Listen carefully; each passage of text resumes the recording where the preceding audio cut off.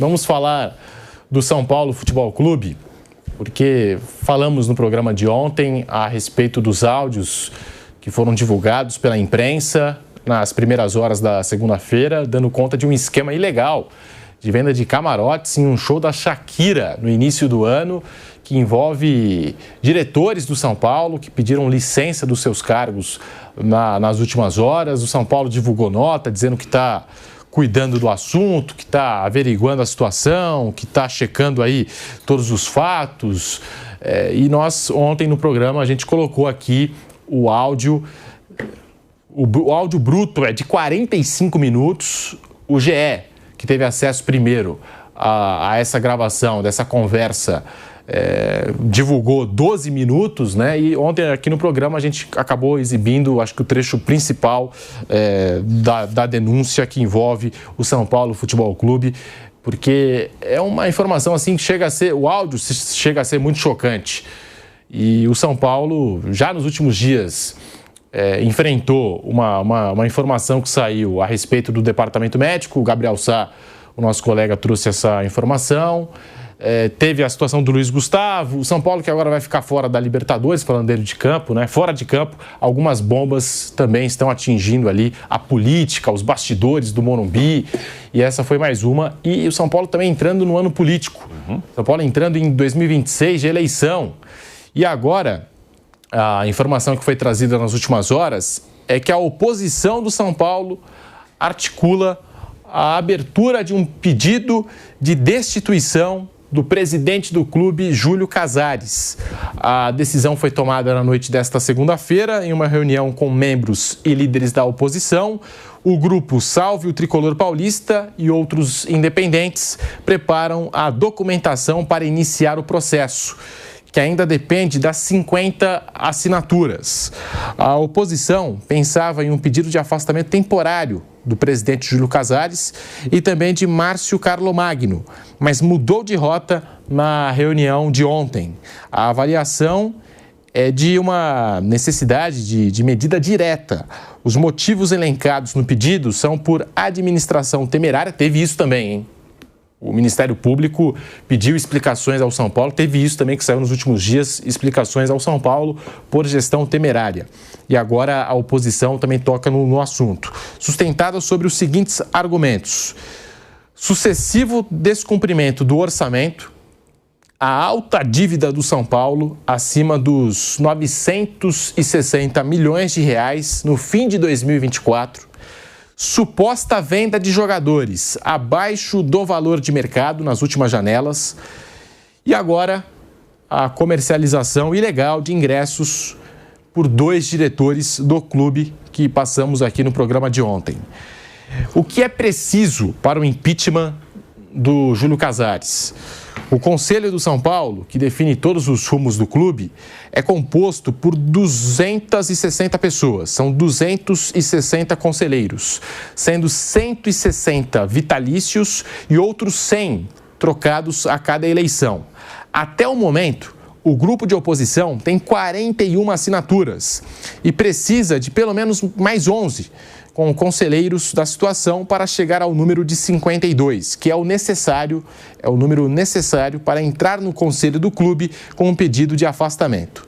Se esse movimento de oposição, o movimento Salve o Tricolor Paulista, conseguir as 52 assinaturas, ainda vai precisar de uma agilidade de convocação de uma sessão extraordinária por parte de Outen Aires de Abreu, presidente do Conselho Deliberativo, e que é muito próximo do presidente Júlio Casares, e que tem chance de suceder o Casares na presidência. Tem essa possibilidade de concorrer ao cargo de presidente do São Paulo Futebol Clube.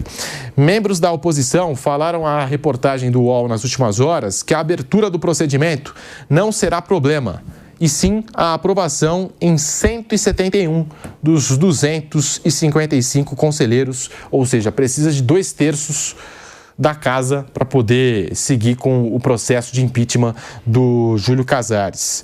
A ESPN trouxe que, para dificultar um pouco mais a situação, Outen teve recentemente, que é o presidente do conselho, uma doença bem séria e ficou muito tempo afastado das suas funções.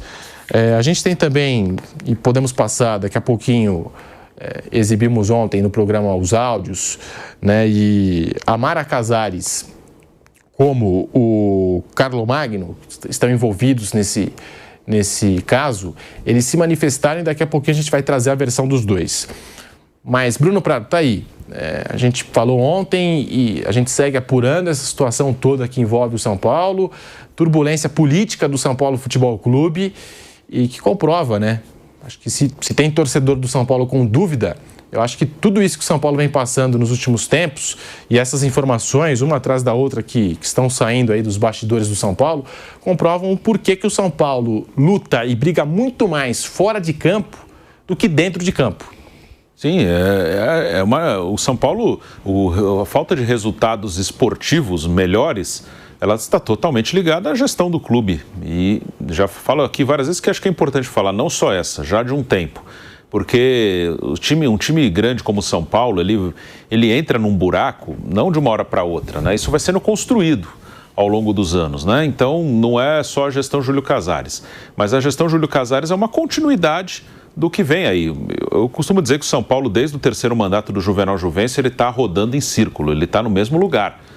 Depois veio o Carlos Miguel Aidar, que não terminou seu mandato, veio o Leco e agora o Júlio Casares, que corre risco sim de não terminar o seu mandato, corre risco. Não dá para dizer que é uma coisa que vai acontecer, isso não dá para afirmar, mas não dá para afirmar que não vai acontecer. Hoje não dá para afirmar isso, ele vai terminar o mandato dele, não dá. Não dá para ter essa certeza, não. Ele tem mais um ano aí, né? Ele tem 2026, e aí é ano eleitoral, e sem dúvida o fato de ser um ano eleitoral pesa muito em tudo que está acontecendo, vazamento de questões do departamento médico, vazamento desse áudio, e aí eu não estou dizendo que as coisas não devem ser investigadas, claro que devem, mas o que eu digo é que a política influencia muito no fato dessas coisas estarem indo a público. Porque são coisas que o que acontece no clube ela não começa a acontecer de uma hora para outra. São coisas que podem estar acontecendo há mais tempo, mas elas vão a público muito quando tem uma disputa política, que com certeza tem muita coisa errada que acontece em vários clubes, que se a política está pacificada, pelo menos internamente, ninguém fica sabendo, fica tudo lá dentro do clube. E quando começa a vazar coisa é porque a situação não está pacificada, né? Porque há uma disputa política. E, claro, se tiver coisa errada, tem que investigar e punir quem cometeu alguma coisa errada. Sempre tem muito cuidado com isso. Quem está sendo acusado tem o direito de se defender. Mas, politicamente, hoje a situação do Júlio Casares é bem difícil. Ele pretendia escolher o seu sucessor. Isso eu acho que ele não conseguirá mais fazer, tenho quase certeza que ele não vai conseguir fazer. Pode até ser que o próximo presidente seja alguém do mesmo grupo político, isso até é o mais provável, porque é até difícil hoje definir o que é oposição e o que é situação. É tudo meio misturado. Um grupo organizado pelo Juvenal Juvencio, que desde então é muito dominante no São Paulo. Teve a eleição que o Juvenal ganhou, a última que o Juvenal ganhou, teve 7 votos contra no Conselho. Então, teve um momento que não existia mesmo, eram 7 contra só o Juvenal Juvencio no seu terceiro mandato. Então, esse grupo ele é muito dominante, mas há dissidências dentro do grupo. O próprio Carlos Miguel Aidar, quando foi presidente, ele foi eleito com o apoio do Juvenal, depois ele rompe com o Juvenal e outras pessoas abandonam o barco, como começa a acontecer agora. Começa aos pouquinhos ter algumas saídas ali desse grupo, o que não quer dizer que o mesmo grupo não possa voltar com outro nome, com outra pessoa, como aconteceu quando o Aidar saiu, seguiu o mesmo grupo com o Leco e depois com o Júlio Casares, que foi vice do Aidar. Então, a situação particularmente do presidente, ela fica muito difícil porque nesse áudio foram citados, 2 estão no áudio, né, falam no áudio, a Mara Casares e o Douglas Schwartzman, mas é citado também o Márcio Carlomagno. São as 3 pessoas mais próximas do presidente na política do São Paulo. A Mara Casares e o Márcio Carlomagno foram cotados para serem os candidatos do Júlio Casares. Até imagino que nos últimos tempos foi mais para o Márcio Carlomagno, que inclusive virou CEO de repente, né, e passou a frequentar o CT da Barra Funda antes mesmo da saída do Carlos Belmonte, que era o diretor de futebol. Mas no atual momento não imagino que o Casares tenha poder para ele escolher o seu sucessor. Pode ser que o mesmo grupo político escolha, mas não ele. E aí essa questão política não é só oposição e situação. Dentro da situação há dissidências, porque vai ter uma sucessão presidencial. Quando o presidente é candidato à reeleição, é natural que ele seja o candidato. Então ninguém contesta. Quando vai trocar de presidente, no caso vai trocar depois da eleição de 26, o Casares não pode mais disputar um novo mandato, aí começa a disputa. Tá bom, quem vai ser o próximo? Vai ser o meu, vai ser o seu, vai ser o cara que eu apoio, mas eu quero ser, você quer esse cara, mas eu também quero ser presidente, eu tenho direito. Então essa briga política acaba, hoje está ficando bem clara no São Paulo. A situação política do presidente é bem complicada. Hoje ele não tem o mesmo apoio, ele individualmente não tem o mesmo apoio que ele tinha há algum tempo, há alguns meses. E uma instituição tão grande como a do São Paulo Futebol Clube acaba ficando refém, né, desses grupos políticos internos. Mauro César, agora existe uma articulação nos bastidores do São Paulo para tentar derrubar o presidente Júlio Casares. Quem virá, né? E tem essa questão, quem viria, né, na sede do Casares, né? Como o Bruno bem explicou, né? O São Paulo é um clube dominado por um grupo político, tem um colégio eleitoral fechado, tem os famosos cardeais, aqueles caras que só saem dessa posição quando morrem. Então é muito difícil mudar. É muito difícil mudar. E assim, eu desconheço que exista no São Paulo qualquer movimento consistente, robusto, de dar ao São Paulo o que precisa, que é uma gestão extremamente responsável de recuperação do clube. A gente entrevistou outro dia aqui o Belmonte, que acaba de sair dessa gestão e que em tese é um candidato à presidência. Qual a tese dele? Contratar novos jogadores caros para tentar ganhar uma competição e tal. Essa conta que não fecha. E agora, com Corinthians e Vasco quebrados na final da Copa do Brasil, esse discurso pode ganhar força. Pode ganhar força. O São Paulo ganhou a Copa do Brasil em 23. O que aconteceu? A dívida aumentou e o clube segue coadjuvante nas principais competições. Não consegue disputar. Então, funciona. Na verdade, você consegue, de repente, um sucesso momentâneo na competição menos importante entre as mais importantes dentro do futebol brasileiro. É o máximo que se consegue. Enfim, eu acho uma perspectiva muito negativa de São Paulo. Assim, falta perspectiva, na verdade. E como Fluminense e Cruzeiro não chegaram à final da Copa do Brasil, o São Paulo está fora da Libertadores do ano que vem. Impacta nas receitas, mas já vi torcedor do São Paulo até mesmo, não vou dizer comemorar, mas ficar um pouco aliviado, porque se vai para a Libertadores, aí vai querer investir em jogadores que não pode contratar no momento e o caixa já está muito ruim. Imagina se contratar mais jogadores caros, mais salários, né? Robustos. Teve torcedor do São Paulo que eu vi defendendo para o São Paulo não ir para a Libertadores mesmo. É melhor ficar na situação que está ali, meio de tabela. Alguns que defendem o transfer ban também, né? Para não contratar, né? Para não fazer bobagem. Mas, enfim, uma coisa que realmente que o Mauro falou é verdade, assim, não tem um projeto apresentado, que às vezes o cara apresenta um projeto, não cumpre, ok, mas não tem nem mesmo um projeto de candidatura. Ano que vem vão ficar mais claras quais serão as candidaturas, provavelmente serão 2 candidatos, mas não tem ninguém até agora no São Paulo que se colocou, o meu projeto é esse, uma coisa diferente, uma coisa fora do que a gente tem visto, que tá bom, esse projeto diferente ganha e dá tudo errado. Pode acontecer, mas não tem nada, não tem ninguém que se apresenta, minha proposta é outra, minha proposta é de uma mudança radical do que está sendo feito aqui e apresentar concretamente qual é a sua proposta. Não tem nada, assim, é só uma disputa pelo poder, é só uma disputa assim, eu tenho tantos votos, eu vou me juntar com esse, aí se eu me juntar com esse outro grupo eu vou ter voto suficiente para ser competitivo.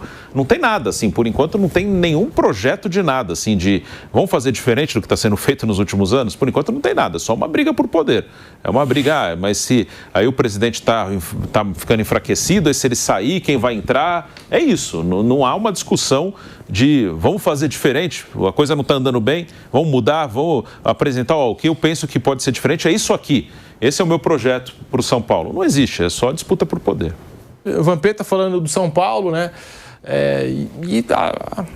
As negociações que o São Paulo fez, né, com os jogadores da base. Cotia sempre foi uma fonte de receita muito importante para o São Paulo. E a gente acompanhou já nessa temporada, na outra também, muitos questionamentos aos valores recebidos por esses jogadores promissores que poderiam ajudar o São Paulo a, quem sabe, amenizar, né? Se não for resolver completamente, amenizar essa questão financeira, a dívida do clube, que é grande e é crescente. Então, em relação à divisão de base de São Paulo, né? Vai chegando em tudo aí, chega em tudo.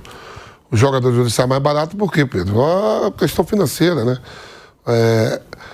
Não chega como Palmeiras e Flamengo em venda de atletas da base, E a gente estava falando ontem aqui, você mesmo falou ontem no programa, quando saiu a vinda do Estevão e do Hendrick, né?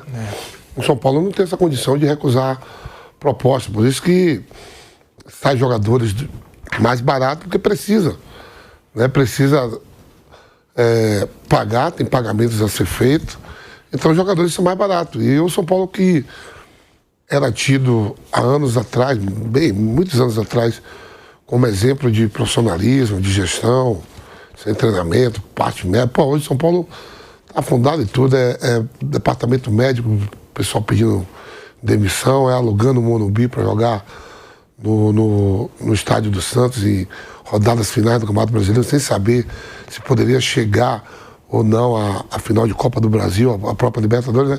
Esses contratos de show são firmados bem antes, né? Quer dizer, é o São Paulo que vive aí dificuldade de jogadores machucados, lesionados, e na base, meu irmão, onde você pode tirar, porque o São Paulo tem vários jogadores aí de base que representam a Seleção Brasileira Sub-20, 17, o São Paulo na divisão de base chega na Copa do Brasil, chega no Campeonato Paulista, Brasileiro Sub-20, Sub-17, então essas joias são olhadas, né? E aí os caras veem que leva mais barato porque o time não tem a condição de segurar. Não tem condição de segurar. Então, o atual momento do São Paulo, além dessa questão da base, né, das vendas, né, de jogadores promissores das categorias de base, São Paulo sofreu 2 transfers esse ano, né? 2 vezes penalizado com o transfer ban, e antes nunca tinha sido penalizado com o transfer ban na sua história aí, quase centenária. O Ministério Público também pedindo esclarecimentos à diretoria do São Paulo sobre gestão temerária. Departamento Médico teve denúncia esses dias.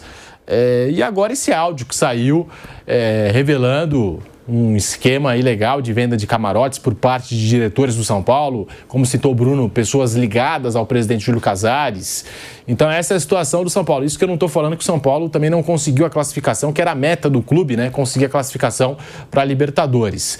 E a gente pode aproveitar agora, Kaique Lima, nós temos aqui o depoimento e a posição da Mara Casares, do Carlo Magno também, CEO do São Paulo, que se defenderam, pelo menos se pronunciaram aí nas redes sociais nas últimas horas, deram as suas versões do áudio que vazou e que mexeu com os bastidores do São Paulo, com o estádio Cícero Pompeu de Toledo, o Morumbi. Começando pela Mara Casares, em sua conta no Instagram, disse que os áudios vazados de suas conversas com o diretor adjunto da base, o Douglas Schwartzman, foram tiradas de contexto e não condizem com a realidade. Tá aí, ó.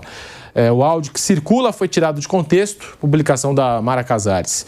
Foi tirado de contexto e traz uma conotação que não reflete a verdade dos fatos, nem minha intenção. Em nenhum momento houve benefício pessoal, não tive ganho próprio de nenhuma natureza. Minha consciência está absolutamente tranquila. É importante esclarecer que a conversa trazida no áudio contém expressões inadequadas. Reconheço isso. Essas falas, quando isoladas, não representam o real contexto da conversa, nem o propósito da ligação. Repudio qualquer afirmativa ou insinuação sobre existência de esquema de venda de ingressos. Essa narrativa não condiz com a realidade e será devidamente esclarecida e provada no momento oportuno. Lamento profundamente que uma conversa privada tenha ganhado âmbito público e tenha sido compartilhada de forma distorcida. Diante desse cenário, pedi licença das atribuições voluntárias para me dedicar integralmente aos esclarecimentos necessários e não prejudicar a gestão.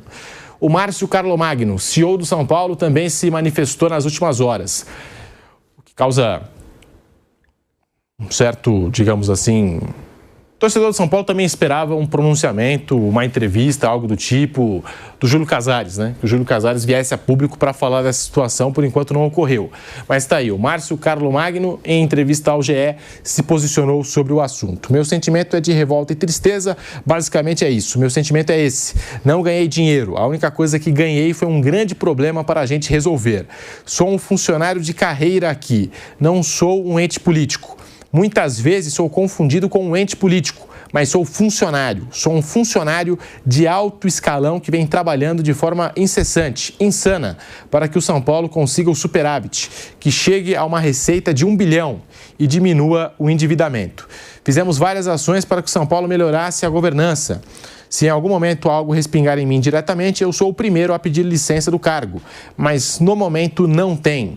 É um áudio em que eu sou citado, não vou nem falar que sou vítima, porque vítima é o São Paulo, mas é um áudio no qual eu sou citado e tenho o entendimento que usaram o meu nome como ferramenta de pressão. O Carlo Magno ainda completa. A gente fez a sessão do camarote para a diretoria feminina. O áudio é extremamente ruim para a instituição. A gente teve o conhecimento dele através da reportagem e precisava entender um pouco o ocorrido. A gente fez a sessão para a diretoria feminina e ela tinha parceria com uma das pessoas envolvidas para desenvolver projetos na área social. Esse camarote não é de uso clandestino, não tem nada de clandestino no São Paulo. É um camarote que já foi usado pela família do cantor do Coldplay, já foi usado para tirar fotos com o Bono Vox, vocalista do U2, que às vezes é usado também para hospitalidades. É um camarote que não tem valor econômico, porque ele não tem visão. Existem camarotes que têm visão e camarotes que não têm visão. A gente usa os camarotes para fazer recursos. A gente pode vender, pode fazer um uso institucional ou até mesmo fazer permutas.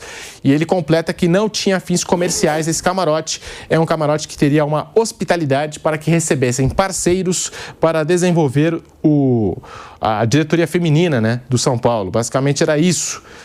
Não foi o Márcio que cedeu para a Mara, a presidência cedeu para a diretoria feminina. Fizeram uma solicitação, fizeram uma explicação de como eles poderiam utilizar o camarote e achamos por bem fazer. Era algo para desenvolver a área social.